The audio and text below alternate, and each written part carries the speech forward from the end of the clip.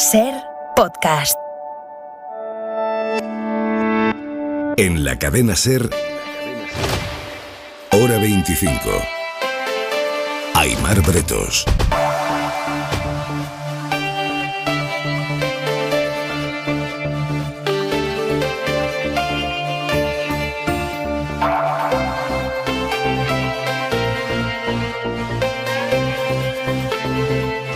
Era difícil imaginar que los esfuerzos del equipo de Núñez Feijóo por endosarle la responsabilidad del acuerdo con Vox en Castilla y León a Pablo Casado iban a llegar al punto de que hoy, un día después de que el PP pactara con la extrema derecha su primer gobierno autonómico, Feijóo haya dicho esto. Yo no creo en los gobiernos que se pactan en los despachos. Y a veces es mejor perder el gobierno que ganarlo desde el populismo. Es una estrategia nítida de cargarle el muerto a Pablo Casado, presentar al nuevo líder como Feijóo el Inmaculado.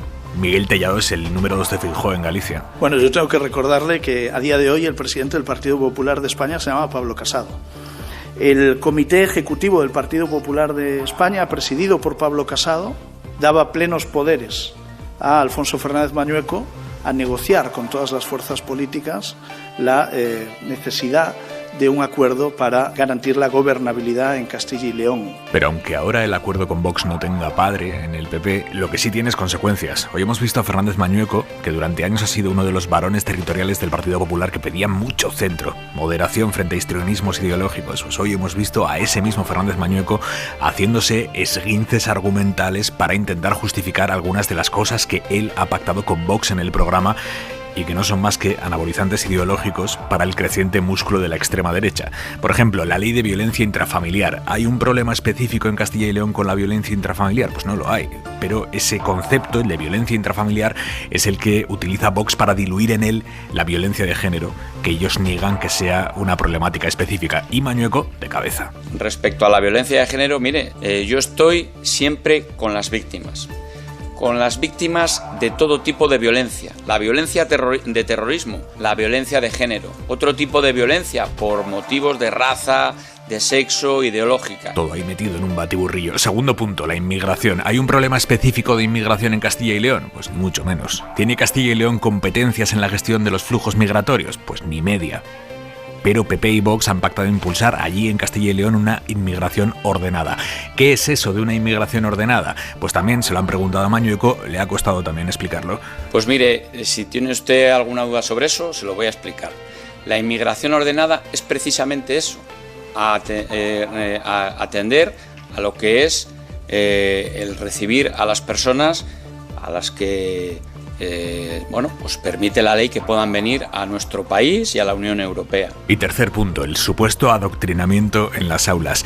El partido que lleva más de 30 años gestionando las aulas, la educación allí en Castilla y León, ese partido, el PP, ha pasado por el aro de Vox, que le exigía anunciar por escrito un modelo educativo libre de adoctrinamiento ideológico. Es lo que pone en el programa que han pactado, impulsar un modelo educativo libre de adoctrinamiento ideológico.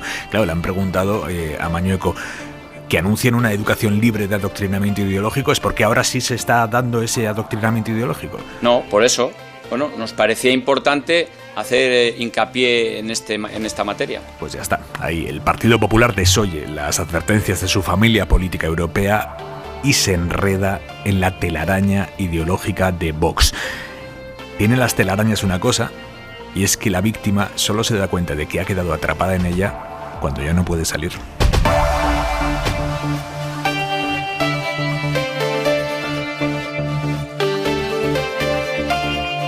Y por fin, esta es una de las grandes noticias con las que termina la semana, por fin Europa accede a buscar la fórmula de bajar los precios de la energía, fijando precios máximos o incluso separando el gas del resto de energías a la hora de calcular el precio de la luz.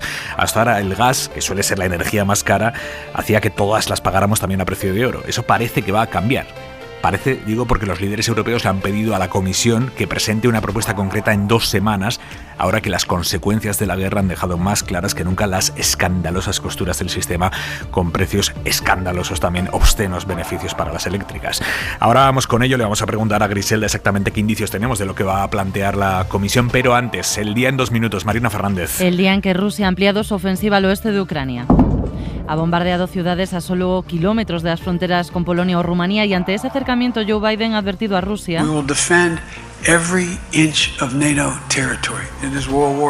De que la OTAN defenderá cada centímetro de su territorio, aunque eso signifique una tercera guerra mundial. El día en que Putin ha anunciado además que va a reclutar voluntarios extranjeros para luchar en Ucrania. Según el Kremlin, hay 16.000 ya dispuestos, muchos procedentes de Siria. Ya son 2,5 millones los ucranianos que han dejado su país por la invasión. Según ACNUR, 1 millón son niños. Quizá la mitad de ellos necesiten ingreso y por eso se han habilitado camas para ellos. La mitad, explica esta doctora del Gregorio Marañón, de los 23 niños ucranianos enfermos de cáncer que hoy han llegado a España. Y aquí Yone Belarra, líder de Podemos, ha evitado criticar al PSOE, a la otra mitad del gobierno, por el envío de armas a Ucrania, pero ha defendido su postura. Desde Podemos hemos vuelto a elegir el camino más difícil en un momento clave, pero creo firmemente que es el camino correcto. Hemos defendido las vías diplomáticas y pacíficas como medida más eficaz para acabar cuanto antes con la guerra en Ucrania. Se ha reivindicado así en la reunión del Consejo Ciudadano de Podemos. El dato económico del viernes es el de la inflación. No era tan alta desde el 86 y va a seguir subiendo. La evolución de los precios va a seguir siendo al alza en tanto se mantenga el alza de los precios de la energía. Reconoce la vicepresidenta Calviño, pero hay otras cifras impactantes este viernes. 446 denuncias por violencia machista cada día del año pasado. Son las que recibieron los juzgados españoles según el Observatorio de la Violencia de Género. Y los obispos españoles... Formar parte de la comisión que cree el Defensor del Pueblo, nuestra inclinación sería negativa. Descartan participar en esa investigación. En total ellos han recopilado 506 denuncias por abusos a menores en la Iglesia desde los 80. Esto el día del cambio en Chile. Se acuerda proclamar presidente electo de la República de Chile a don Gabriel Boric Font. Y el día en el que hemos sabido que este grito... volverá a España. Los Rolling Stones van a pasar por Madrid en su gira mundial. Qué abruptos los Rolling. En la mesa del análisis esta noche, Lola García, directora adjunta de La Vanguardia. Lola, buenas noches. ¿Qué tal? Buenas noches. Daniel Fuentes, profesor de macroeconomía de la Universidad Alcalá de Henares. ¿Cómo estás, Daniel? Hola, muy bien. Buenas noches, Aymar. Y el escritor Juan Manuel de Prada. Juan Manuel, muy buenas noches. Muy buenas noches, Aymar. Y en la contra de Hora 25...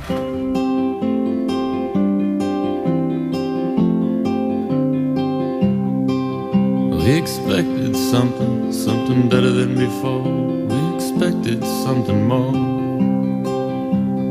Do you really think you can just put it in a safe behind a painting, lock it up and leave? Manuel Javois, buenas noches. Buenas noches, Aymar. Cuando todo lo que nos rodea empieza a parecer inverosímil, distópico, va y aparece la India. Aparece la India lanzando por error un misil a su vecino y eterno enemigo, que es Pakistán, siendo ambos países potencias nucleares. Por si faltaban incendios, Javois. Ha elegido bien el momento, además, ¿eh? Ha elegido muy bien el momento. Tirando con el tempo. Exactamente. Fíjate, la noticia bien presentada es casi un signo de nuestra era. Leo el titular que tenemos en la web de la cadena SER. La India dispara por error un misil a Pakistán. Y el subtítulo: se disculpa y lo achaca a un mal funcionamiento técnico del misil. La culpa es del misil. La culpa nunca es de nadie. Son los misiles que van como locos. No se me va de la cabeza el diputado del PP que apretó mal un botón. Ni si andará por allá. Tampoco se me va de la cabeza el portero del Paris Saint-Germain, que debe de estar pensando que lo suyo al final no fue para tanto. Aunque sabemos, pero no lo decimos, que es bastante más grave lo suyo. Todo se relativiza de repente cuando le mandas un pepinazo al país vecino sin querer. A mí me gusta ponerme siempre en el costumbrismo. Esa persona responsable del envío, volviendo a casa por la noche, ¿no? Y su pareja preguntándole: ¿qué tal el día? Pon algo en la tele, a ver si me desconecto, que tuve un día de locos, disparé un misil a Pakistán y casi se lía. ¿Cómo casi se lía? En fin, hasta algo así imita a nuestros pequeños vaivenes diarios, porque la justificación de Pakistán ha sido decir que efectivamente el incidente es muy lamentable, pero abro comillas, si bien es un alivio que no haya matado a nadie. La India exige sutilmente un reconocimiento. Siempre que nos estamos disculpando por un error grosero, yo que sé, olvidarte de llamar a alguien, disparar mal un misil, al final acabamos buscando un poco que nos feliciten, ¿no? Que no hemos matado a nadie, tampoco te pongas así, ha sido un misil, podía haber sido algo peor, no sé. Explícamelo tú. Hasta el lunes, Javois, un beso. Un beso, buen fin de, chao.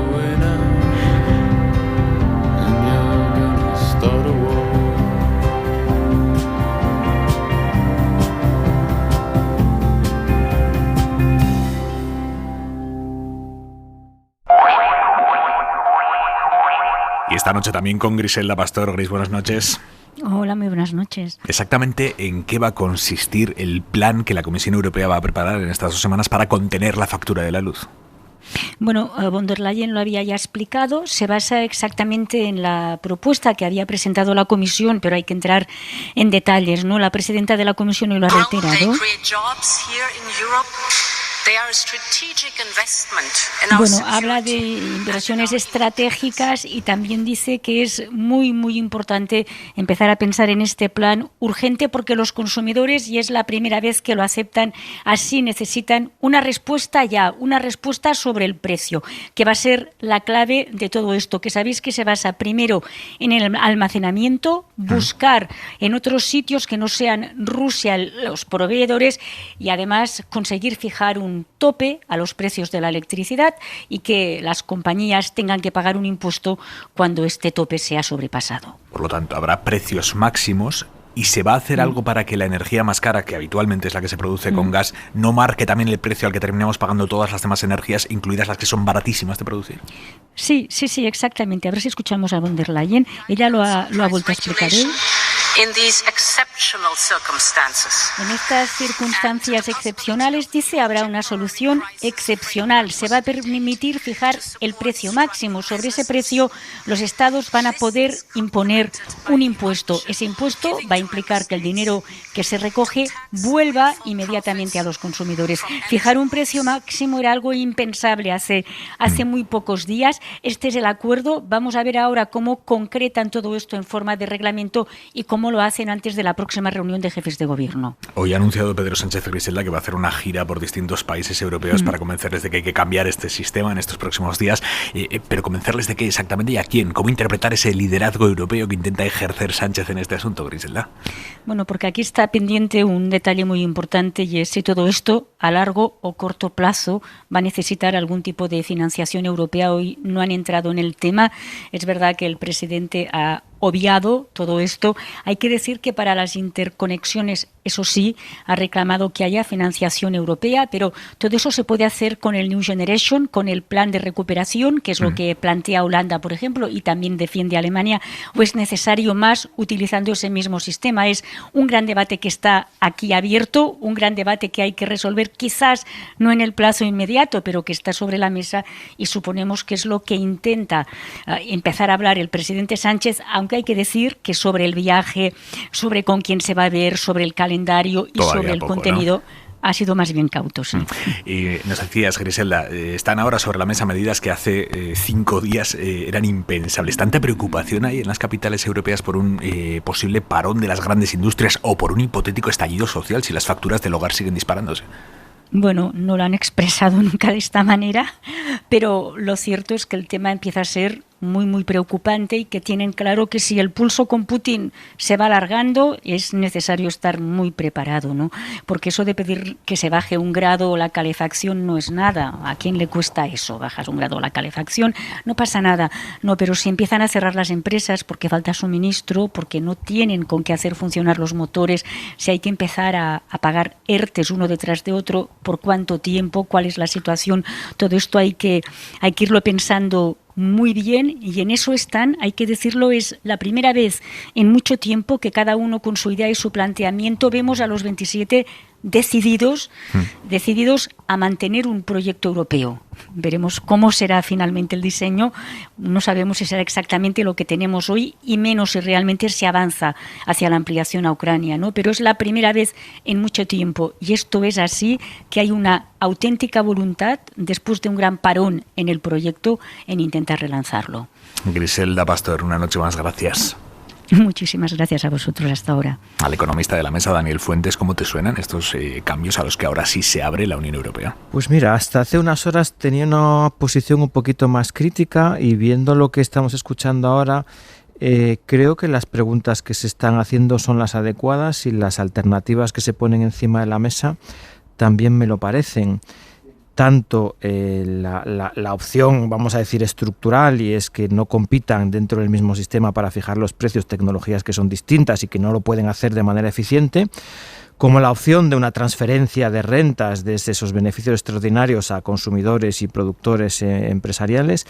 Con esa opción de precio máximo, yo ahí quizás son temas ya demasiado técnicos. Como economista soy un poco reacio a fijar precios máximos. Creo que dejaría el mercado funcionar siendo ineficiente como es, pero lo dejaría en estos momentos. Creo que puede ser peor introducir cambios en su funcionamiento en un momento de tanta incertidumbre, y lo que sí haría sería poner en marcha ese sistema de transferencias, ese impuesto excepcional, transitorio sobre beneficios, que fuese al final pues una correa de transmisión desde esos beneficios extraordinarios, que no es más en última instancia que una eficiencia de mercado que está capturando unas rentas que no le corresponden, unas rentas que debería ser una minoración de facturas de empresas y consumidores. Quizás la opción fiscal sea la más eficiente, ¿no? Pero en cualquier caso me reconforta ver que esas opciones están encima de la mesa. Pero ¿cómo se explica que hasta ahora no se haya hecho nada, con la que está cayendo desde hace ya meses? Porque esto no es solo desde que estalló la guerra. Sigamos teniendo un sistema en el que el precio de todas las energías la marca la energía más cara de producir. ¿Hay algo que se nos escapa ahí, o es que las eléctricas son un lobby poderosísimo y están haciendo su agosto y nadie se atreve a meter mano? ¿Qué pasa? Mira, mercados ineficientes hay muchos, este no es el único. Yo siempre pongo el mismo ejemplo y de verdad que es factual y se puede constatar. Cualquier manual de teoría económica de cualquier facultad, de cualquier universidad del mundo, dedica, y me quedo corto, el 80 al 90% de los temarios de microeconomía, de fundamentos económicos, a estudiar los fallos de mercado, a estudiar los monopolios, los oligopolios, los problemas de información asimétrica, de captura del regulador. Y este es un problema de manual, de captura del regulador, hay que decirlo así. Es un problema de un regulador que está capturado, que no toma las decisiones que son eficientes, bueno, pues porque hay muchos intereses en juego, hay presiones y, bueno, por inercias que se van heredando, y hasta que el problema no resulta de una magnitud como el que estamos viviendo ahora, pues no se toman las medidas. La energía está detrás del descomunal encarecimiento de los precios, que han subido este mes hasta el 7,6% frente a los del año pasado. Es un subidón del IPC que no se veía desde 1986, desde hace 35 años. La electricidad se ha encarecido un 80% en un año, los carburantes casi un 30%, el aceite de oliva otro 30%, la pasta, por ejemplo, está un 20% más cara.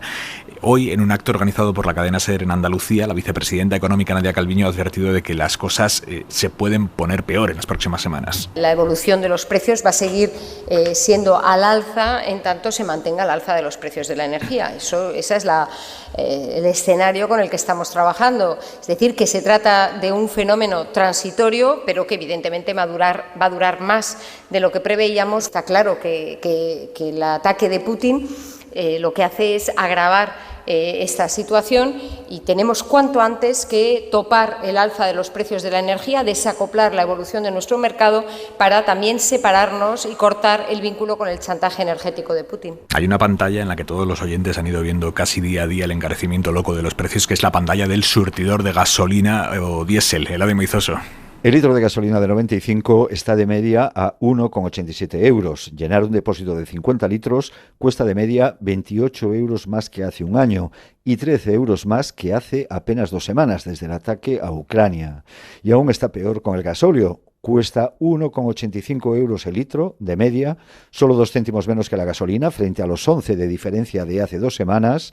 Ha subido 36 céntimos desde entonces, 67 en un año, es un 55% más interanual, y llenar ese depósito de 50 litros cuesta 33 euros más de media. La buena noticia, si es que la hay en todo esto, es que no hay problemas de suministro de carburantes, al menos de momento, y porque a raíz de las crisis del petróleo de los años 70 es obligatorio mantener reservas estratégicas en España equivalentes al consumo total del país en 90 días.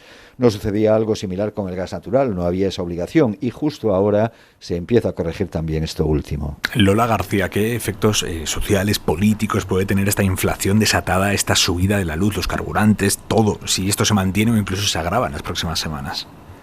Bueno, sí, el presidente del Gobierno lleva, yo creo, como un año insistiendo en este desacoplamiento, ¿no? En esta desvinculación del mercado eléctrico de la cotización del gas, es porque la guerra lo ha agravado, pero ya lo veníamos arrastrando de antes. Y ese precio elevadísimo de la electricidad, pues es una cadena que nos lleva a más inflación, a una inflación estructural, y cuando nos hablan del pacto de rentas, pues ya nos echamos a temblar, porque es que supone que desde luego no es una cosa tan coyuntural como en un principio se decía, ¿no? Y eso al final pues nos va a hacer a todos más pobres, eso es evidente. En este año pues yo creo que ya todo el mundo tiene claro que vamos a tener menos capacidad adquisitiva. Y eso a su vez, yo creo que si se produce este cambio de la Unión Europea, ver con mejores ojos esta medida, es precisamente porque se es consciente de las consecuencias sociales y políticas que eso puede tener, de la misma forma que se fue consciente cuando la pandemia y cuando se decidieron cosas como la mutualización de la deuda, ¿no? Yo creo que hay una conciencia diferente en las instituciones europeas de que si no se pone un cierto remedio a este tipo de cuestiones, pues no solo la extrema derecha va a sacar mucho provecho del malestar social que haya, sino que además se puede llegar a un cierto desbordamiento social, ¿no? Porque llevamos acumulando crisis de una manera brutal, y que ya sabemos que siempre al final acaban siendo los mismos los que peor lo pasan, ¿no? ¿Lo ves así, de Prada? Sí, lo veo así, pero vamos, es que yo considero que la energía, en primer lugar, hay que garantizar la capacidad para generar más energía, ¿no? Es decir, yo creo que Europa y concretamente España tienen que cambiar un poco su discurso. A mí me parece muy bien el fomento de las energías renovables y demás, pero sobre todo en estos momentos lo que hay que conseguir es producir energía barata, y en este sentido creo que hay que hacer inversiones muy fuertes para crear centrales de producción eléctrica, ¿no? Por lo demás, yo, Aimar, ya lo he dicho en este programa, yo soy partidario de la intervención, por supuesto, en los precios de la energía, pero también en la participación del Estado en la producción de energía eléctrica, ¿no? Cosas que, aunque estas nuevas medidas que se nos anticipan ya participan de ello, al imponer un tope máximo en los precios y demás, es algo en lo que yo creo que los gobiernos europeos podrían profundizar muchísimo, y más en la presente coyuntura. Pero me temo que esto no lo harán, porque precisamente la Unión Europea está en gran medida montada para impedir esto, ¿no? Pero yo creo que los estados tienen que garantizar los suministros, y para ello tienen que participar en la producción de la energía eléctrica, cosa que a mí no me parece ninguna barbaridad, sino todo lo contrario. Yo creo que la energía eléctrica esté en manos privadas, es decir, uno de los bienes de primerísima necesidad esté en manos privadas, y sean manos privadas quienes puedan determinar los precios y establecer las leyes de un mercado que efectivamente a los legos se nos escapan, pero que desde luego nos transmiten una impresión de que lo rigen mecanismos injustos. Y en unas circunstancias tan difíciles como las presentes, yo creo que es una cosa que habría que considerar muy seriamente. Daniel. Bueno, hay dos tiempos, ¿no? Yo creo que Juan Manuel implícitamente lo está señalando. El tiempo del corto plazo de cerrar la hemorragia de medidas que a lo mejor pues no son exactamente ortodoxas, pero que son necesarias y que hay que dejar el manual de instrucciones a un lado porque tienes que cerrar la hemorragia. Y luego las medidas de fondo, las que esperamos que nos resuelvan el problema a medio y largo plazo. Y ahí sí que se habla, claro, de inversiones, de mejorar las interconexiones energéticas con Francia, de renovables, de reducir, porque hoy no es el problema, pero creo que todos somos conscientes de que nosotros tenemos la misma dependencia que el este de Europa tiene con Rusia. En el caso del gas la tenemos con Argelia. Bueno, hoy no hay problema ahí, pero ¿quién nos dice que dentro de 5 años, en fin, quiere decir que es otro foco de vulnerabilidad potencial? Entonces, esas inversiones en renovables, pensando en la solución estructural, pues son inevitables. Yo sí que creo, enlazando un poquito también con lo que decía Lola, creo que estamos todavía, bueno, cada uno lo va asimilando como puede, y creo que la referencia a la pandemia es buena, ¿no?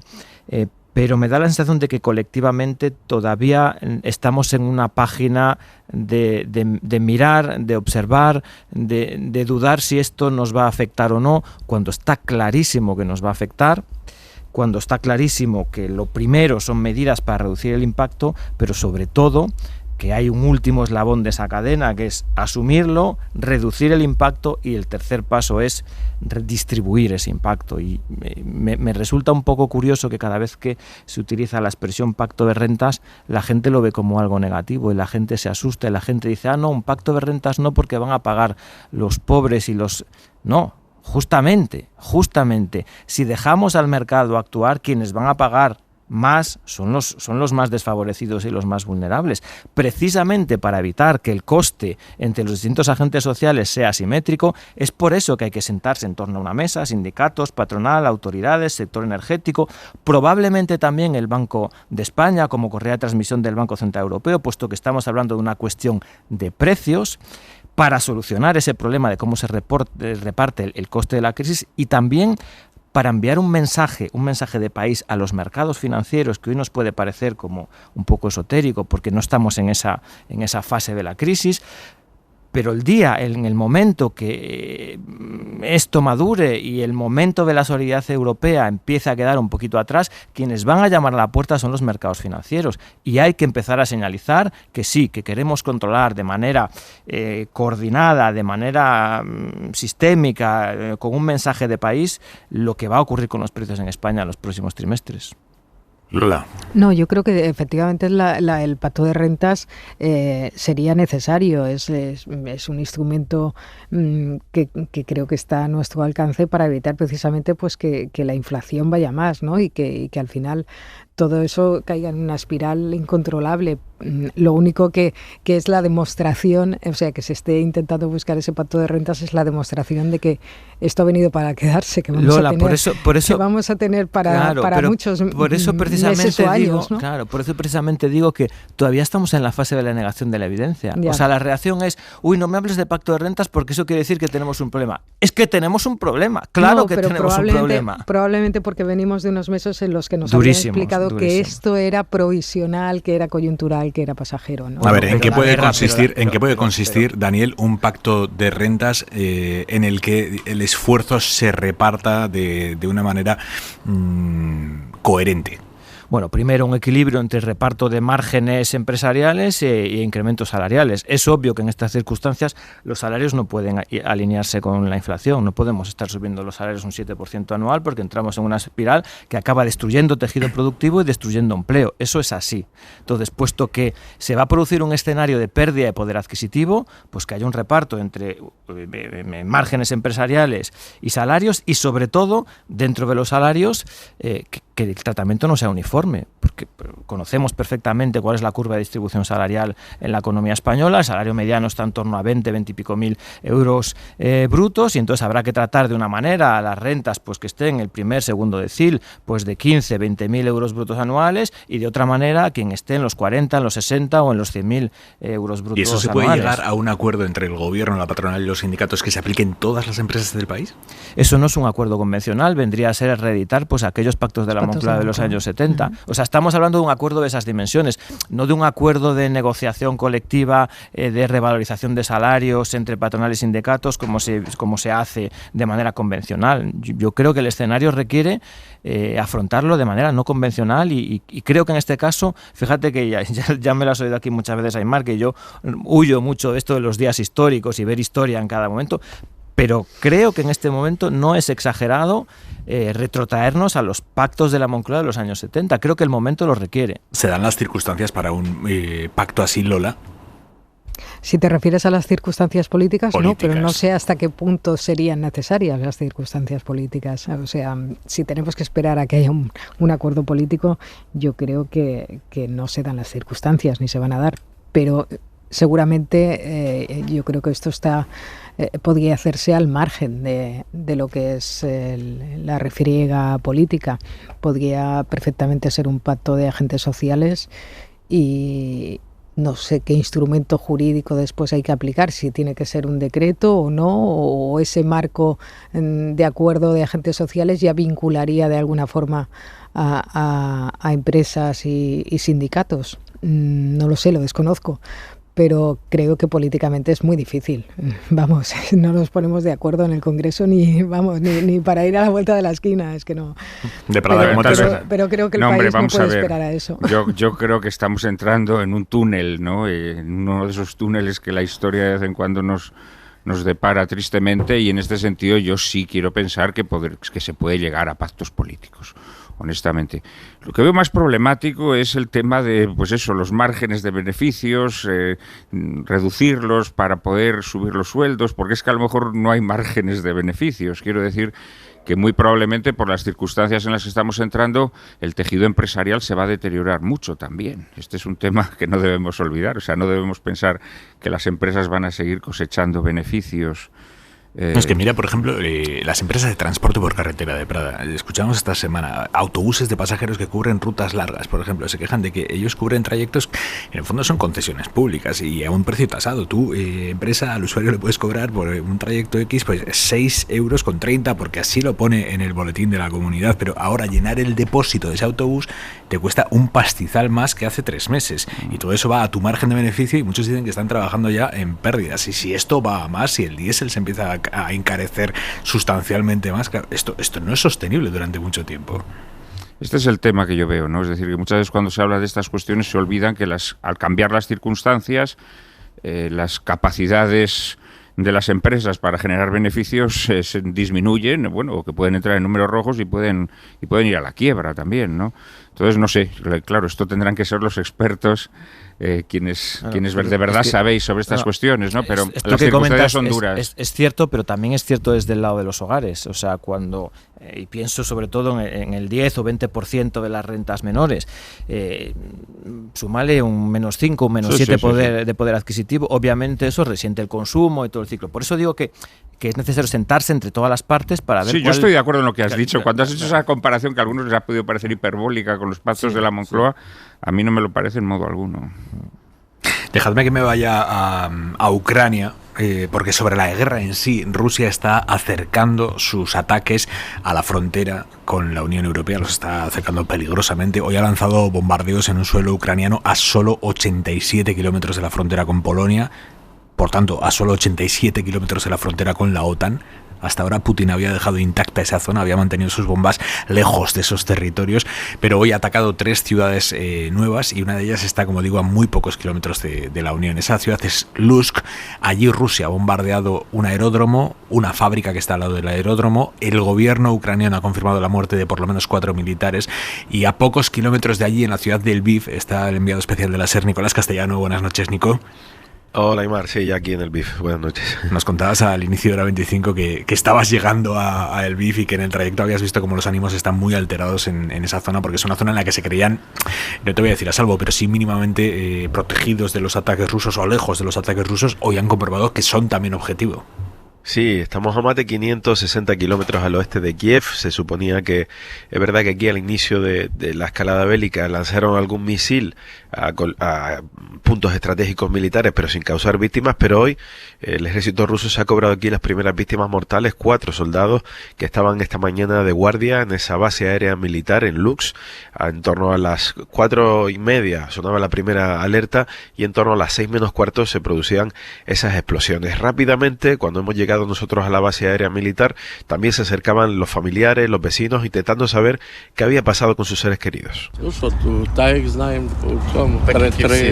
Era el tío de uno de los soldados, llegaba acompañado de su mujer, quería saber si su sobrino estaba vivo, si era alguno de los muertos o de los 6 heridos. Finalmente el sobrino salía, veíamos la escena, cómo se abrazaban, se emocionaban, y ese sobrino estaba bien, pero lo cierto es que esas víctimas mortales son una de las noticias destacadas de esta guerra, porque las bombas están cayendo muy cerca de la Unión Europea. Nico. Este es Anatoly Aymar, un testigo que hemos visto. En su fábrica está muro con muro con la base. Él estaba de guardia a esa hora de la mañana y este vigilante nos ha llevado por una carretera hasta ver los restos del edificio destrozado y cómo algunas de las ventanas de su fábrica también habían visto como los cristales estaban destrozados y le habían puesto unos plásticos. Luego una portavoz del gobierno regional nos decía, imagínate a 84 kilómetros del suelo de la NATO, de la OTAN, de la Unión Europea, despertarte por el esplendor de esas luces, ese fuego, esa bomba y ver que han matado a 4 de tus compañeros, a 4 de tus compatriotas, nos decía esta portavoz del gobierno regional.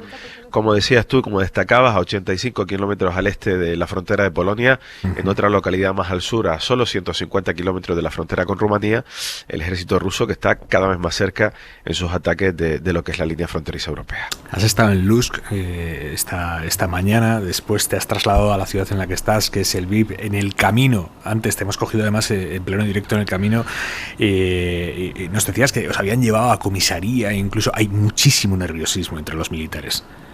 Sí, más que nunca. El ver que esas bombas están llegando cada vez más a este lado y sobre todo, Aymar, que se están destruyendo objetivos estratégicos. Es decir, dañar el aeropuerto de Lutsk es dañar una de las pistas por las que estaba entrando ayuda humanitaria y armamento.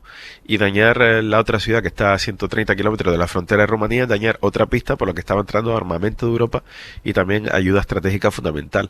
Lo que queda en medio es esta ciudad, Lviv, que aquí a las 5 menos cuarto de la mañana han sonado las sirenas. Hemos tenido todos que bajar al shelter, al refugio antiaéreo, porque las sirenas eran muy intensas y de hecho a esa misma hora empezaban a caer los misiles al sur y un poco más tarde al norte de la ciudad. El único aeropuerto estratégico que queda en pie y donde están todavía operando aviones militares que llegan de distintos países europeos como Alemania, etcétera, etcétera, es este de Lviv. Y veremos lo que pasa. Y eso es lo que está haciendo incrementar los nervios de los milicianos, de los militares o de la policía, que eso nos ha llevado a comisaría, nos ha tenido un rato para comprobar toda la documentación y que hacíamos en la zona, pero al final nos han dejado ir sin problema. Esa ciudad, Nico, Lviv, donde tú estás, ese es, digamos, el principal punto de salida de los refugiados que van a cruzar a Polonia, pasan por ahí. Ese éxodo masivo que nos contabas en los primeros días, ¿eso continúa o quien tiene que salir del país ya ha salido? ¿Qué estáis viendo?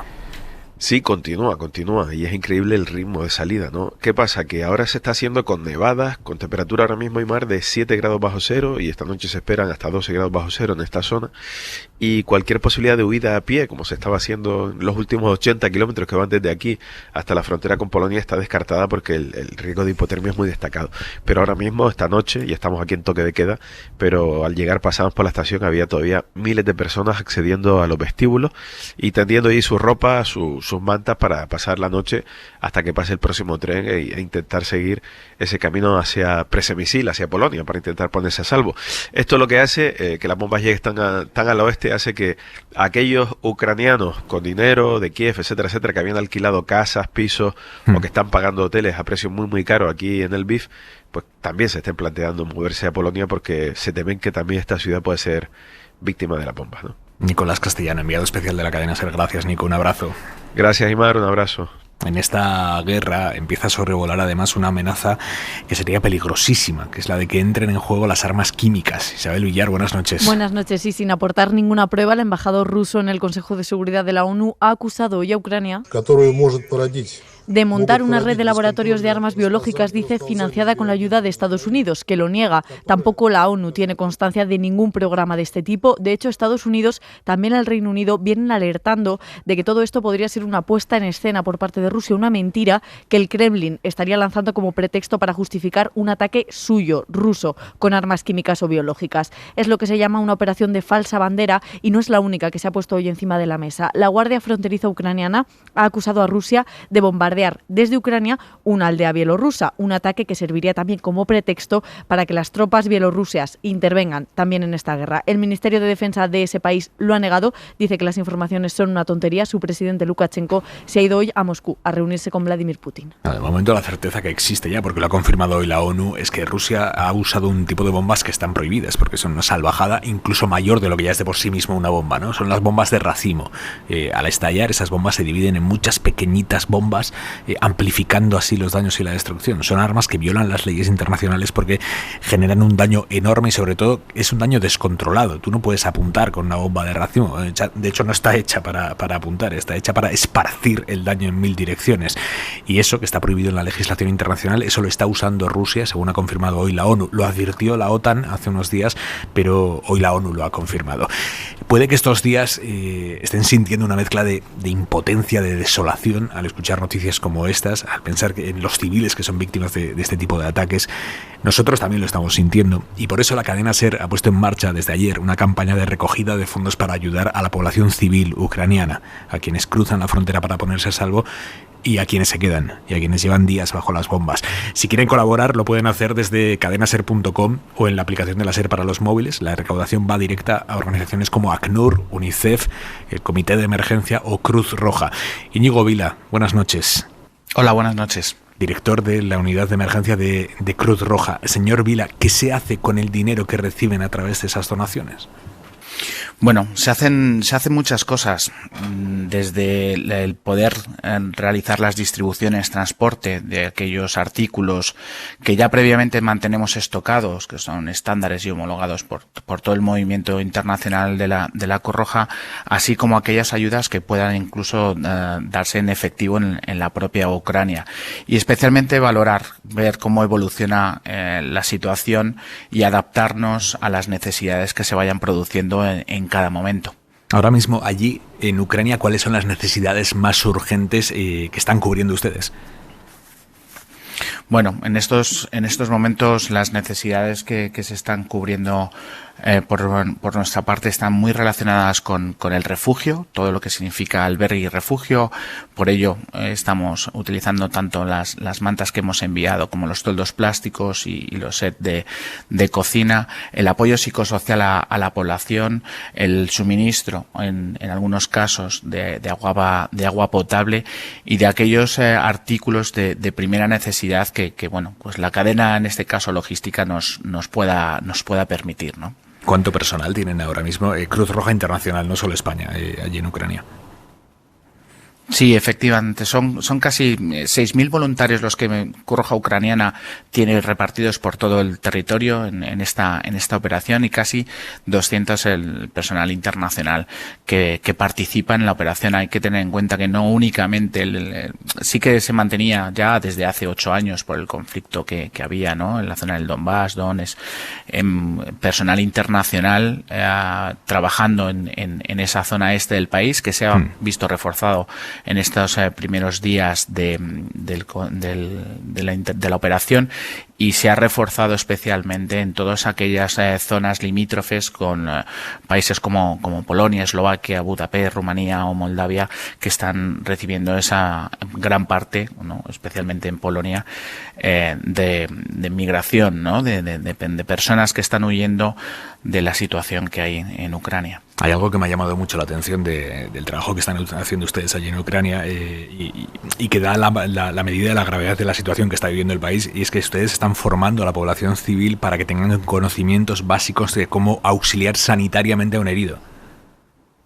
Sí, desde el comienzo, incluso semanas antes, ¿no? Parte del plan de contingencia que se trabajó, en este caso con la Cruz Roja Ucraniana, es formar a la población civil en primeros auxilios, ¿no?, en poder dar una asistencia básica a sus conciudadanos en caso de que tuviesen cualquier tipo de problema. Son más de 12.000 personas las que han recibido esa formación durante estas semanas. Y muchas de ellas las han formado ustedes en estaciones de metro y en refugios.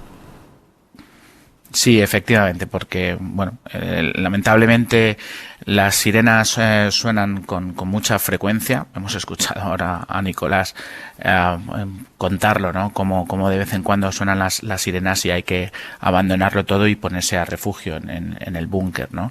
Pues la actividad al final dentro de Ucrania es constante, ¿no? Esos altibajos en los cuales parece que hay una relativa calma y puedes intentar hacer alguna actividad, pero por el contrario vuelven a sonar las sirenas, pues bueno, pues hacen que mucha de esa esa actividad se haga a cubierto en sótanos y en búnkers, ¿no? Como en los cursos de primeros auxilios. Cruz Roja Ucrania tiene un teléfono al que están llamando muchos ucranianos que tienen miedo a ir a las pocas tiendas que siguen abiertas, bueno, pues porque les da miedo salir a la calle por los bombardeos. Están consiguiendo hacer llegar lo que necesita esa gente en sus casas que no puede o no se siente capaz de salir a la calle por comida. Pues muy difícil. La verdad es que es muy inestable la situación y por lo tanto, mientras no haya alto el fuego por las partes y se respete, que es lo importante, o se creen los corredores humanitarios, tanto para el poder ¿no? entrar con ayuda humanitaria en aquellas zonas que están más castigadas y más aisladas, o que la población civil pueda abandonarlas, la actividad es verdad que está muy reducida, y las posibilidades de llegar a todos aquellos que más lo necesitan por nuestra parte es muy complicada. En los últimos días hemos escuchado, a mí me llama la atención que ustedes cuando intervienen en los medios, cuando se exponen ante los micrófonos y las cámaras, habitualmente no suelen utilizar demasiados adjetivos en la definición de la situación, pero en los últimos días sí que les hemos escuchado, hablando específicamente de Mariupol, hablar de ciudad absolutamente devastada, con situaciones casi apocalípticas. Sí, efectivamente. Es una ciudad que está siendo castigada de manera muy intensa. Lo hemos podido ver en los medios de comunicación y las informaciones que llegan por parte de los compañeros del Comité Internacional de la Cruz Roja, que están destacados allí, pues son impresionantes, ¿no? Lo cual pues bueno, hace que tratemos de esforzarnos mucho más y especialmente recalquemos constantemente la importancia de cumplir el derecho internacional humanitario, ¿no? Y no bombardear o no atacar infraestructuras civiles que pongan a la población civil como parte del conflicto, y en este caso dificulte mucho, ¿no? la labor humanitaria que realizamos nosotros y otros muchos. Señor Vela, para los oyentes que no se manejen para hacer donaciones online o no se sientan cómodos con ello, ¿a qué teléfono pueden llamar para colaborar con Cruz Roja? Bueno, tenemos diferentes canales. Hay un teléfono 900 10 49 71 al que pueden llamar, realizarlo también a través de la página web, a través de un SMS con la palabra Ucrania al 38088. Y bueno, pues la modernidad ahora del Bizum, que también nos lo permite a través del 33512, ¿no? Como teléfono, vamos poniendo la cantidad que cada uno quiera, en este caso, donar para la crisis de Ucrania. 33512, se hace un Bizum ahí y todo lo que llegue va a Cruz Roja. Efectivamente. Íñigo Vila, director de la Unidad de Emergencia de Cruz Roja. Gracias, buenas noches. Gracias, buenas noches. Si además de con Cruz Roja quieren colaborar con alguna de las otras entidades que les estamos aconsejando que colaboren, ACNUR, UNICEF, el Comité de Emergencia, pueden entrar en nuestra web, en cadenaser.com, o en la aplicación de la SER para el móvil, y ahí encuentran todas las vías que tienen para hacer una donación y para ayudar a la población civil ucraniana. La prueba de los efectos destructivos de la invasión rusa en Ucrania es que la OMS, la Organización Mundial de la Salud, ha aconsejado encarecidamente a las autoridades sanitarias de Ucrania que destruyan todos los agentes patógenos con los que trabajan o trabajaban ya los investigadores ucranianos en los laboratorios sanitarios de todo el país, que los destruyan, los patógenos, para evitar fugas en caso de que esos laboratorios sean también víctimas de ataques. Lidia Ramón. Ucrania, como muchos otros países, cuenta con laboratorios de salud pública en los que se investiga la amenaza de enfermedades peligrosas que pueden afectar tanto a humanos como a animales. La OMS ha explicado a la agencia Reuters que lleva años colaborando con ellos, como también hace la Unión Europea o Estados Unidos, para promover prácticas de seguridad y evitar que patógenos se liberen de forma accidental o deliberada. El ataque de las tropas rusas a Ucrania ha alertado a los expertos de bioseguridad de la OMS, que aseguran que el bombardeo hacia las ciudades ucranianas aumenta el riesgo de que se produzca la liberación de estos patógenos. Mike Ryan, responsable de emergencias sanitarias de la OMS, confirmó esta misma semana que están trabajando para que esos patógenos, que son muy peligrosos, se esterilicen y se eliminen. La OMS no ha querido decir cuándo se hizo la recomendación ni tampoco dar detalles sobre los tipos de patógenos o toxinas que hay en los laboratorios ucranianos, ni tampoco ha aclarado si se habían seguido sus recomendaciones. Gracias, Lidia. Publica hoy La Vanguardia un interesantísimo artículo de Xavier Mas de Sachas en el que explica cómo uno de los mayores movimientos de contestación interna a los que se puede enfrentar Putin, viendo la cantidad de víctimas que se están dando en el ejército ruso, es el de las madres de los propios soldados. Alejandro Becerra. A Putin se le pueden hacer muy largos los días de invasión, ya no solo por el choque directo con el ejército ucraniano y la resistencia civil, sino por la pérdida de legitimidad interna. Así se dirigía el presidente ruso a las madres de los jóvenes que había enviado a morir. Les decía que debían estar orgullosas de que defendieran el país de la amenaza exterior, pero también tuvo que hacer una promesa, que no iban a enviar más reclutas al frente, algo que al principio el gobierno negó. Las madres pueden ser el talón de Aquiles de Putin, así lo explica el periodista de La Vanguardia, Xavier Mas de Sachas. Las madres, históricamente en Rusia, han tenido un papel predominante en la crítica a las guerras que se han considerado injustas. Por ejemplo, las dos guerras de Chechenia. Fueron las madres las que salieron a la calle y se organizaron con los retratos de sus hijos fallecidos en combate, exigiendo al Kremlin el fin de aquellas guerras que fueron durísimas y que acabaron con la vida de miles y miles de soldados, de reclutas. Al principio les dijeron que solo iban a patrullar la frontera con Bielorrusia, luego que los ucranianos les recibirían con los brazos abiertos. La realidad es que Putin ha tenido que crear una fuerza invasora con centenares de jóvenes. La mili en Rusia es obligatoria a partir de los 18 años y dura durante un año. Es un servicio militar que, sobre todo las clases bajas, más populares, no pueden evitar. A la hora de formar una fuerza invasora de 190.000, 200.000 hombres, evidentemente ha de echar mano de los reclutas de reemplazo. La pregunta ahora es qué va a pasar cuando los muertos lleguen, cuando la sociedad rusa se canse de contar bajas o de que entierren a sus seres queridos en Ucrania. Sobre esto, Mas de Sachas es muy claro. Creo que ante el dolor de una madre que ha perdido a su hijo en combate, quizás estos miedos se superen y las madres lideren este movimiento popular, no tanto para derrocar a Putin, que sería pues un objetivo a más largo plazo, pero sí para frenar la guerra en Ucrania. Putin ya se vio obligado a difundir las bajas del ejército ruso por la presión de las familias. A medida que pasan los días, esta presión va a ir a más y están por verse las consecuencias internas de la guerra que emprendió. Me interesa conocer vuestra opinión, de Prada, Lola, Daniel, sobre algo que ha sucedido hoy en el ámbito cultural aquí en España. El Festival de Cine de San Sebastián se ha desmarcado del veto generalizado que se está aplicando a todos los artistas rusos en Europa, incluidos los disidentes o críticos con Putin. A ellos también se les está vetando. San Sebastián ha dicho no. Pepa Blanes. El Festival de San Sebastián ha entrado en el debate sobre la prohibición o no de artistas rusos que lleva sucediéndose en el mundo de la cultura desde que comenzó la guerra. En un comunicado, el certamen condena la agresión de Rusia y se acerca a lo que ya hizo el Festival de Cannes, acoger a todos los artistas disidentes con Putin. Esto ocurre 2 días después de que el Ministerio de Cultura diera una orden que podría entrar en contradicción con esto. Fue la suspensión de proyectos en curso o en futuros meses con instituciones españolas con la Federación Rusa. Hasta este momento, cada institución española había ido tomando decisiones según su criterio. El Real canceló las actuaciones del Ballet de Bolshoi a pesar de que su director estaba en contra de la invasión. También el Museo Ruso de Málaga o la Filmoteca de Andalucía. ¿Qué te sugiere todo esto, de Prada? Bueno, vamos a ver, es una cuestión compleja, ¿no? Lo que pasa es que el arte no delinque. Y creo que establecer vetos o censuras o, como se dice ahora, cancelaciones sobre artistas o sobre intelectuales por el hecho de que sean rusos, a mí me parece una cosa inaceptable. No solo en términos históricos, es decir, estas noticias que hemos leído, una universidad italiana que quería cargarse un curso sobre Dostoyevsky, una filmoteca que ha impedido la proyección de una película de Tarkovsky.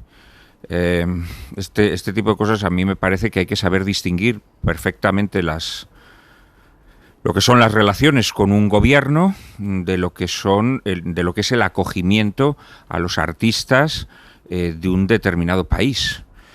Por otra parte, esto de exigirle a un artista que se pronuncie en contra de unas operaciones militares o que se pronuncie en contra del gobierno de su país, también tenemos que tener en cuenta que es una cosa que puede ser muy peligrosa para estos artistas y creadores. Y sus familias. Entonces yo básicamente creo que hay que establecer y sus familias, efectivamente, porque ellos a fin de cuentas a lo mejor pueden exiliarse, pero sus familias no. Yo creo que hay que hacer una distinción neta entre la opinión que nos merece la actitud de un gobierno y la opinión que nos merecen los creadores de ese país, que honestamente, hombre, otra cosa sería que fueran creadores que han hecho explícitamente muestras de apoyo firmes, explícitas a esta situación, ¿no? Pero yo creo que lo otro nos devuelve a épocas un tanto oscuras, y creo que también desde Europa, que no deja de ser la cuna de la civilización, tenemos que saber distinguir esto y no caer en fanatismos ciegos. Brevemente, ¿cómo lo veis, Lola, Daniel? Lola, empiezo por ti. Hombre, a ver, con estas medidas yo creo que se busca un poco contribuir a crear un estado de opinión en Rusia, ¿no?, de los perjuicios que ocasiona la guerra, ¿no? O sea, digamos... Pero sí que es verdad que en el mundo de la cultura a mí también me resulta chocante que de alguna manera se está criminalizando la cultura rusa, ¿no? Y esto sí que me parece absurdo, y además me parece que puede abonar un poco una cierta rusofobia, ¿no? También podríamos pensar, claro, si no lo haces, pues abrimos esto a que no haya veto deportivo, a que no haya, en fin. No sabes muy bien dónde poner las líneas, ¿no? Tengo unos segundos. Bueno, yo creo que las instituciones cada una debe decidir y no tiene por qué criticarse una decisión u otra. ¿Fuentes? Mira, yo creo que si estuviéramos hablando de un sector económico estratégico que mueve muchísimo dinero y tal, podría entender las sanciones al sector como sector generador de riqueza. No siendo así, me parece triste además. Yo creo que el arte nos une, creo que los grandes compositores nos unen, los grandes literatos nos unen, los grandes pintores nos unen, nos hacen a todos más humanos, y yo creo que romper esos hilos invisibles que incluso en estos tiempos nos van uniendo unos a otros, creo que es una pena cortarlos, francamente. Y empezamos a cerrar este viernes 11 de marzo, Marina. Y en solo unas horas, mañana, el presidente francés Macron y el canciller alemán Olaf Scholz van a volver a hablar con Putin por teléfono para insistir en un alto el fuego inmediato en Ucrania. Allí técnicos ucranianos trabajan ya para reparar el suministro eléctrico de la central de Chernóbil, explica la Agencia Internacional de la Energía Atómica, a la que preocupa, eso sí, la situación del personal de la nuclear. Llevan días sin poder salir de la planta, viviendo directamente allí. A partir de mañana, es una medida que acaba de anunciar el Banco Central ruso, las transferencias desde el extranjero a Rusia solo se van a poder cobrar en rublos. Es otro intento de proteger su economía de los efectos de las sanciones. El domingo se reúne aquí la Conferencia de Presidentes en La Palma, y el Gobierno va a plantear a las comunidades, entre otras medidas, reforzar la cooperación ante posibles ciberataques y crear una reserva de bienes estratégicos. También van a abordar la coordinación de la ayuda humanitaria a Ucrania y de la acogida de los que escapan de allí. Y si no ha llegado ya, está a punto de hacerlo. Gabriel Boric a La Moneda ha recorrido en coche las calles de Santiago de Chile hasta La Moneda para dar, está previsto que empiece ahora, su primer discurso a la nación como presidente.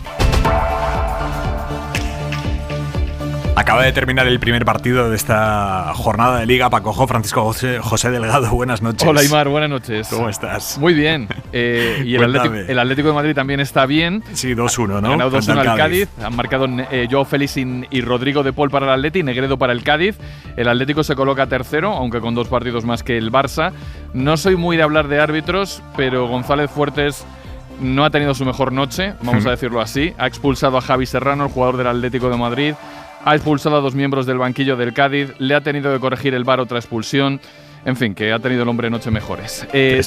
Ha acabado también un partido de segunda, un Zaragoza 2, Fuenlabrada 1. Mañana hay 4 partidos de primera división. En París sigue la resaca madridista, y te cuento que hay tenis en directo, golf en directo, que ha habido Fórmula 1 y que hemos quedado con un entrenador de primera para el larguero, con el que es una delicia la charla. Nos lo cuentas todo. Hay media en el larguero, Pacojo. Hasta luego. Hasta luego, Aimar. Y la ropa para mañana y para este fin de semana, Jordi Carbó, buenas noches. Buenas noches. Tener cerca ropa que nos proteja de la lluvia, porque el frente que durante toda la jornada ha ido cruzando la península y que ha dejado cantidades no muy importantes, pero sí reseñables, por ejemplo, en puntos de montaña de Andalucía, que irán a parar estos litros, 25 o 30, a los ríos y después a los embalses, es una buena noticia. Ahora, por eso, a partir de ahora y a medida que avance la madrugada, mucha atención en la mitad este del país, cerca del Mediterráneo y en el Cantábrico más oriental. ocasional tormentas, como ahora en el País Vasco, que pueden descargar de manera torrencial, no durarán muchas horas, pero mucha precaución. Y ya avanzada la madrugada, en 2 puntos, Baleares y Cataluña, las tormentas también pueden descargar con intensidad, en muchos casos lluvia persistente, de manera que mucha atención sobre todo en Tarragona, pero también en el norte de Cataluña. En todo este episodio, que se alargaría esta mañana por la tarde, se pueden acumular más de 100 litros por metro cuadrado. Pero dinos que el fin de semana no va a tener solo lluvia. No solo habrá lluvia, de hecho va a haber para todos los gustos, ¿no? Hace falta que llueva, pero un descanso lo tendremos mañana, quitando estas zonas que hemos dicho del Mediterráneo. Además, atención con la nieve en el Pirineo. En general, mañana va a hacer más sol que nubes y eso ayudará a que durante la tarde el ambiente sea más agradable. Pero bueno, será una pausa breve para disfrutarla, pero mañana, a última hora, de nuevo un frente empezará a cruzar la península de oeste a este, que se alargará con lluvia hasta el mediodía aproximadamente del domingo. Hasta el lunes, Carbó. Buen fin de semana. Ha sido llamativo el argumento que ha utilizado hoy Alberto Núñez Feijóo para intentar quitarle hierro a la advertencia que le hizo ayer el presidente del PP europeo, Donald Tusk, sobre el pacto del PP con Vox. Esto fue lo que dijo Tusk, el presidente del PP europeo. Lo de España ha sido una triste sorpresa para mí porque Pablo Casado, que hoy ha participado en la reunión, dio su garantía personal de mantener al PP alejado de coqueteos con corrientes de extrema derecha como Vox. Esto significa una capitulación. Espero que sea solo un accidente y no una tendencia en la política española. Y hoy ha contestado Feijóo diciendo que él entiende la decepción del PP europeo. El Partido Popular Europeo le gusta la estabilidad institucional, le gusta que los partidos de Estado puedan pactar entre sí y lamentablemente en España el Partido Socialista no tiene ningún interés en mantenerse como un partido de Estado. Prueba de ello es que está gobernando con partidos que ni siquiera creen en el Estado. Por tanto, comprendo la decepción de mis colegas del Partido Popular Europeo. O sea que la causa de la decepción del PP europeo es el PSOE, según Feijóo. Feijóo, que ha empezado hoy en Valencia su gira por España a modo de campaña interna para liderar el PP nacional, a pesar de que es el único candidato de cara al Congreso. Le hemos visto a él y a su equipo hoy con todos sus esfuerzos centrados en intentar convertir el pacto con Vox en una especie de anécdota territorial circunscrita a Castilla y León, puntual, algo muy puntual, sin relación con Feijóo, algo achacable únicamente a Pablo Casado. Mariela Rubio, buenas noches. ¿Qué tal? Buenas noches. Todo el PP se ha conjurado hoy para que el pacto con Vox no se vincule a la era de Feijóo, sino a la era Casado. No he capitulado de nada, entre otras cosas porque todavía no soy presidente de mi partido, sino que llevo aún no 24 horas de candidato. Y el propio Fernández Mañueco, desde Castilla y León, señalaba al todavía presidente en funciones del PP. Que bajo la presidencia de Pablo Casado, él mismo daba el respaldo del Comité Ejecutivo Nacional. Núñez Feijóo ya ha tenido que mirar frente a frente a sus militantes en su primer acto de campaña en Valencia y se ha desvinculado por completo de ese pacto con los de Abascal, asegurando que él viene a conseguir mayorías como las que ha conseguido en Galicia y que a su juicio es mejor perder un gobierno que conseguirlo desde el populismo. Yo no creo en los gobiernos que se pactan en los despachos. Yo reivindico el PP de las mayorías contundentes que he tenido en Galicia. Nunca seremos un partido populista. Y a veces es mejor perder el gobierno que ganarlo desde el populismo. El candidato popular prosigue con su campaña electoral que le llevará a Valladolid el próximo día 19 de marzo. Lola García, tu análisis. Bueno, esto me ha recordado lo de los misiles sin querer, ¿no? Que al inicio del programa comentaba, de la India, ¿no? Se me ha escapado este misil, ¿no? Pues es un poco eso. Al Partido Popular Europeo se le escapó un misil. Bueno, el primero en lanzarlo es Casado, ¿no? Diciendo en ese encuentro a sus colegas del Partido Popular Europeo que él garantizaba que no hubiera pactos con Vox o que no hubiera gobiernos con Vox, ¿no? Después, efectivamente, el misil viene para acá y ahora lo desviamos a Mañueco. O sea, es una jugada espectacular. A ver, lo vamos a comprobar en meses. Es decir, es muy posible que después de las elecciones en Andalucía se plantee otra vez este mismo dilema y a partir de ahí, pues este nuevo Partido Popular tendrá que decidir si, y en este caso Feijóo, si se repite un pacto como el de Castilla y León o no. Yo creo haberle escuchado a Feijóo en estas semanas anteriores como una especie de líneas rojas, ¿no? Como establecer cuáles serían los posibles acuerdos con Vox siempre que respetaran la Constitución, que respetaran que las comunidades autónomas, los compromisos en materia de igualdad y el europeísmo, me parece que llegó a decir. Es decir, ya se establecen una serie de condiciones, por tanto tampoco me sorprende que al final, claro, sobre el tapete se pueden respetar esas condiciones. Lo que pasa es que después, en la práctica, lo que supone es darle un altavoz, darle una palestra a Vox, darle una... Ya no es, por ejemplo, ya no es si aplicas o no aplicas las políticas de Vox, es que acaba influyendo en el lenguaje, acaba influyendo se normaliza un cierto lenguaje, ¿no? Excluyente, se ponen unos temas sobre la agenda pues que a lo mejor no estaban antes. En Murcia, por ejemplo, no han logrado implantar el PIN parental, pero se ha acabado discutiendo sobre ese tema y se ha llegado a que se tenga que comunicar a los padres determinadas actividades del colegio cuando antes no se hacían. Es decir, se pone como una sombra de dudas sobre una serie de cosas. Ya hoy mismo el lenguaje de Mañueco ya no era el mismo que en meses anteriores, ¿no? Es decir, incluso no sabemos todavía qué es lo que se va a llegar a hacer, pero ya el lenguaje cambia. Y el lenguaje es muy importante en política, porque se normalizan determinados valores, en fin, y además se produce en un momento en Europa en el que precisamente se está intentando marcar muy claramente, arrinconar muy claramente a la extrema derecha, ¿no? Y recordándole pues todos esos flirteos con Putin. Es decir, estamos como a contracorriente, ¿no? En este momento, y el Partido Popular está un poco a contracorriente en Europa, que es lo que le han reprochado, ¿no? De Prada, ¿cómo lo ves? Bueno, vamos a ver, yo es que aquí en esta cuestión veo una incongruencia, o dos incongruencias, una de la razón práctica y otra de la razón teórica. La razón práctica, ¿cuál es la alternativa, en este caso concreto, a que nos estamos refiriendo? A la formación de un gobierno entre el Partido Popular y Vox. No hay otra alternativa, no hay alternativa. No hay alternativa, puesto que el Partido Socialista no quiere llegar a ningún acuerdo con el Partido Popular. Y puesto que, bueno, convocar elecciones otra vez no conduciría a nada más que a un crecimiento de Vox. Entonces, esa es la primera incongruencia que veo.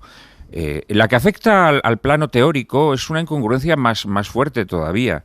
Es decir, si al partido llamado Vox se le permite concurrir a unas elecciones defendiendo un programa, se le permite alcanzar las instituciones, no entiendo que se pretenda que no forme parte de un gobierno o que no gobierne en caso de que obtenga la mayoría.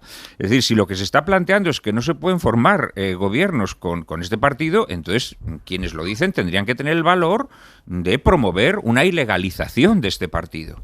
Pero si este partido concurre legalmente, ¿cómo se pretende que no participe en los gobiernos? No, pero es que nadie pretende que no participe. Lo que pasa es que eso tiene un coste. Bueno, tiene un coste bien, político. Pero eso lo tendrá que asumir el Partido Popular. Eso lo tendrá que asumir el Partido Popular. Eso es lo que estamos poniendo sobre la mesa. Pero es que yo pienso que tanto lo que ha hecho Pablo Casado, bueno, Pablo Casado simplemente actúa como Sansón al final de sus días, ¿no? Cuando ya está encadenado a las columnas del templo y entonces dice, muera Sansón y quienes con él son, ¿no? Muera Sansón con todos los filisteos. Y entonces dice, pues ahora os voy a hacer esta guarrada de lanzaros esta patata caliente. El líder del Partido Popular Europeo dice que Pablo Casado le ha dado garantías. ¿Pero qué garantías le ha dado Pablo Casado?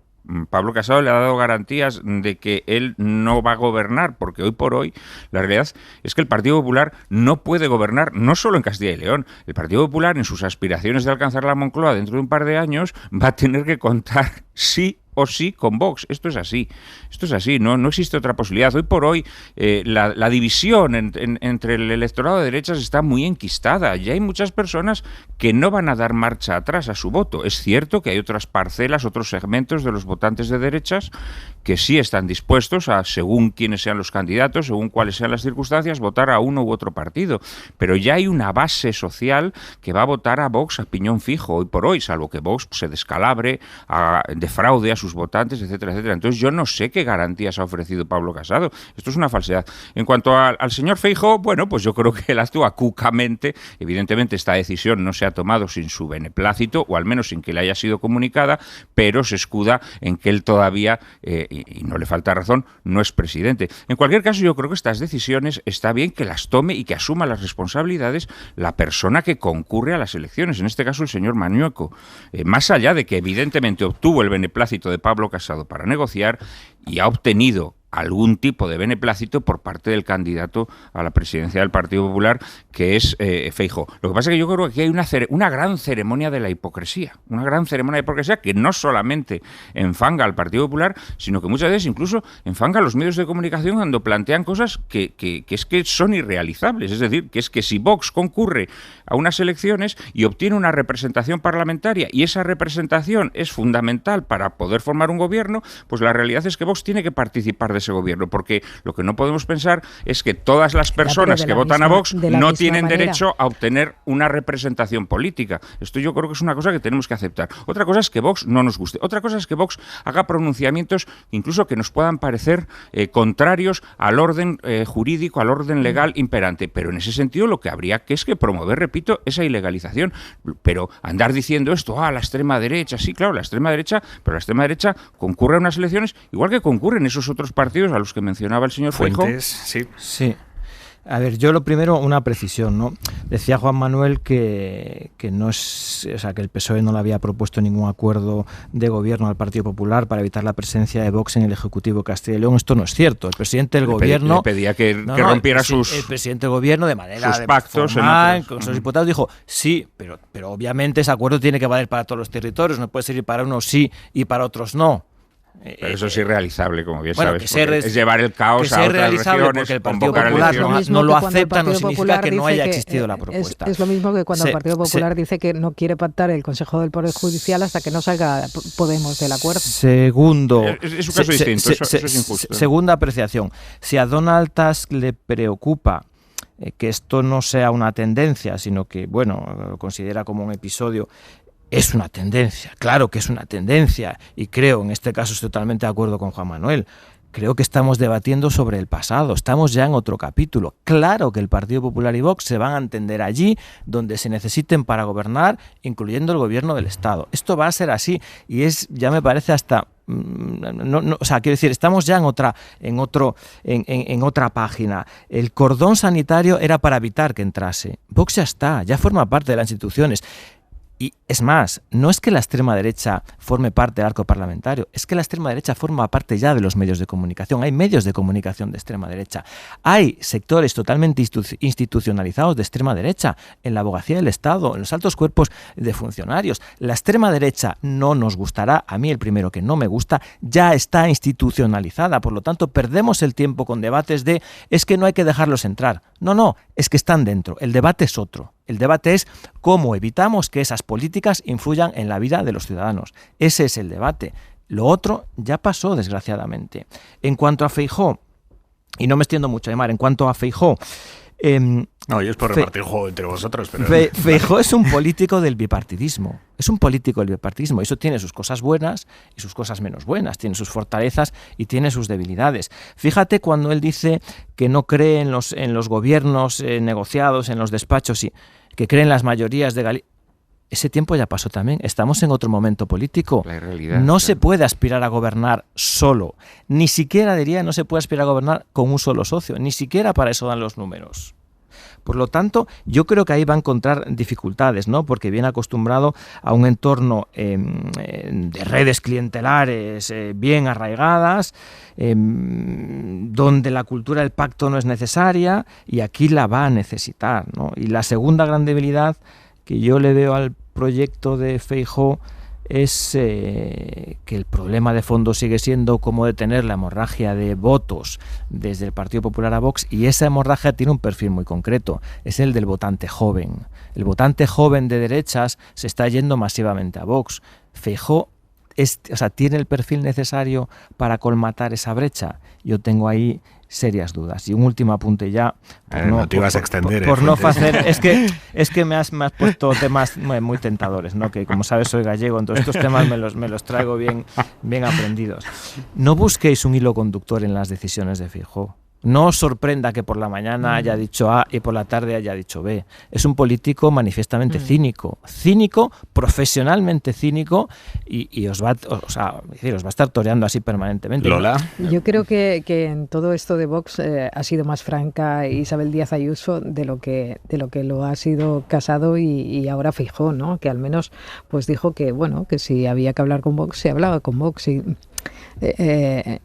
este aura que se supone que trae Feijóo de que frena solamente con su presencia y su oratoria a la extrema derecha, pues no sé, seguramente le ha funcionado, es evidente que le ha funcionado en Galicia, pero ya veremos si le funciona en el resto de España, ¿no?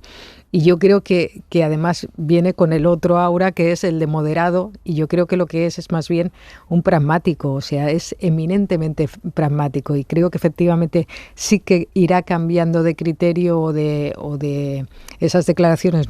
A mí no me van a sorprender que cambie de opinión, porque se va a moldar a cada instante. Exacto. y lo estamos Exacto. viendo. O sea, si ahora conviene pues decir que esto es del pasado, dirá que es del pasado, que él aún no es presidente, pero al mismo tiempo habrá dado ese visto bueno para que se produzca este gobierno. En fin, yo creo que es es un político de aquellos del pragmatismo por encima de todo, más que de la moderación. Lo que pasa es que su pragmatismo, que tú has dicho más bien cinismo, sí, es una mezcla de muchas cosas. Yo creo que también hay un componente de hipocresía y otro de ingenuidad, y luego un poco de desfase, ¿no? Porque todo esto de decir que él cree en las mayorías, pues hombre, sí, tú puedes creer en las mayorías, sí, claro. Pero como muy bien has dicho, eso es ahora mismo la irrealidad. Es la irrealidad. A lo mejor lo que tendrían que empezar a considerar el Partido Popular y el Partido Socialista es formar gobiernos entre ellos. Bien, es verdad que eso también tendría unos efectos adversos. Vox se percibiría como la única oposición, ¿no? Pero la realidad es que la única alternativa a gobiernos del Partido Popular y de Vox es gobiernos del Partido Popular y del Partido Socialista. Que evidentemente no tienen por qué ser pactos de gobierno, sino que pueden ser apoyos puntuales, etcétera, etcétera. Pero en realidad el Partido Socialista y el Partido Popular, si tanto les molesta la incorporación de Vox a las instituciones ya con responsabilidades de gobierno, sería cambiar un poco sus estrategias y empezar a tener conversaciones. Esto en España muchas veces se ha hablado de la Gran Alianza, muchas veces se han anunciado las posibilidades de grandes alianzas, nunca se han puesto en práctica. En otros muchos países europeos se han puesto en práctica. Es verdad que son peligrosas, en el sentido en que pueden fortalecer, digamos, a aquel partido que no les gusta a ambos, pero es la única solución realista. Las demás no lo son. Hay un mérito que se le atribuye a Feijóo que puede cegar o puede errar el diagnóstico.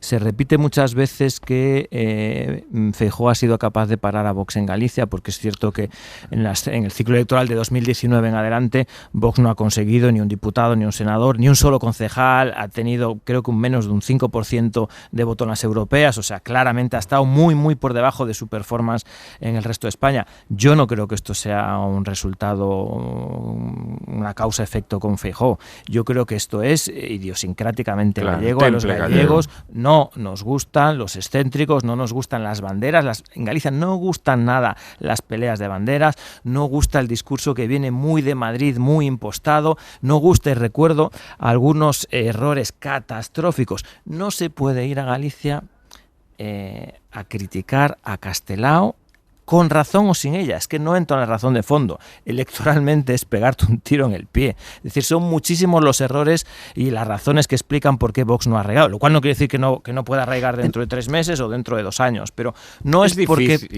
También se dice que Ayuso frenó a Vox y Vox subió en Madrid en las últimas elecciones, poquito o menos. Hombre, de Ayuso devoró a Ciudadanos, eso es evidente, como Feijóo. Efectivamente Vox se mantuvo, incluso incrementó un poco su porcentaje porcentaje de voto. Como Feijóo, y esto sí que le puede hacer un gran favor al Partido Popular. Yo creo que ahora sí es la defunción definitiva de Ciudadanos. O sea, yo creo que ese barniz de institucionalidad, de volver a un PP más reconocible para su votante y para su entorno, va a hacer muy difícil que Ciudadanos vuelva a encontrar ahí un poco de oxígeno. Yo creo que eso sí que va a ser una diferencia positiva en el cambio de liderazgo del Partido Popular.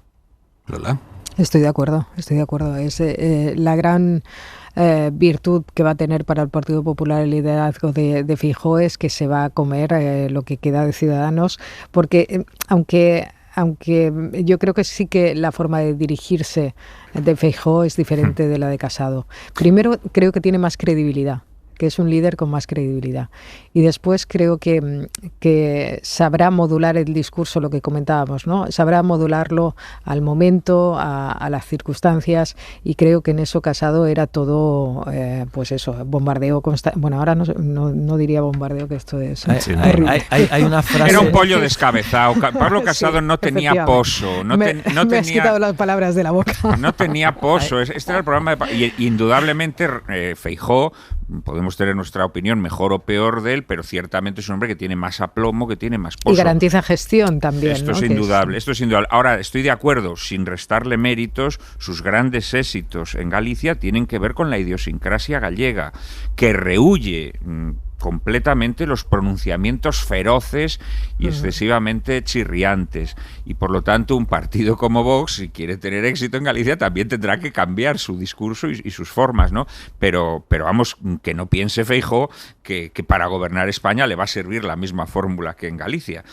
A lo mejor le puede servir la fórmula de que el PP en las diversas regiones tenga personalidades diversas, que eso es una cosa que el Partido Socialista... mayor conocimiento, ¿verdad?, de las realidades de cada comunidad. El Partido Socialista lo ha hecho muy bien, es decir, pues un señor como García Page o como Antaño Bono tiene un discurso que se dirige también al votante de derechas de esas regiones. Esos discursos trasplantados a la capital o trasplantados a Cataluña serían un fracaso estrepitoso, pero el Partido Socialista ha tenido esa habilidad de conciliar discursos muy diversos, oye, si quieres con unos puntos comunes, y esto es una cosa que el Partido Popular nunca la entendió. El Partido Popular quiere llegar a Cataluña con el discurso bravucón y contundente de Madrid. Pues no, mire, es que eso no funciona, porque los catalanes son muy distintos a los madrileños, del mismo modo que lo son los gallegos. Y a lo mejor Feijóo en ese sentido sí le puede dar una mayor riqueza de expresiones formales, digamos, y de temperamentos al Partido Popular. Esto sí podría ocurrir. Hay una frase de Feijóo reciente muy declarativa al hilo de Ciudadanos, que dijo muy recientemente, hace un par de días, algo así como: no nos interesan sus cuadros, los cuadros de Ciudadanos, sino sus votantes. Y eso es claramente lo opuesto a lo que venía haciendo Casado, ¿no? Estos fichajes un poco extemporáneos de cuadros de Ciudadanos, como si eso le fuese a garantizar algo, ¿no? Tanto que le había puesto un despacho con un teléfono a Javier Rials, el secretario de Organización de Ciudadanos. Señores, nos vamos. Juan Manuel de Prada, Daniel Fuentes, Lola García, ha sido un placer esta noche de radio con vosotros. Un gusto, hasta la próxima. Hasta la semana que viene, señores. Nos escuchamos el lunes. Descansen. Suscríbete a Hora 25. Todos los episodios y contenidos adicionales en la app de Cadena SER y en nuestros canales de Apple Podcast, Spotify, iVoox, Google Podcast y YouTube. Escúchanos en directo en la SER de lunes a viernes a las 8 de la tarde. Cadena SER. La radio.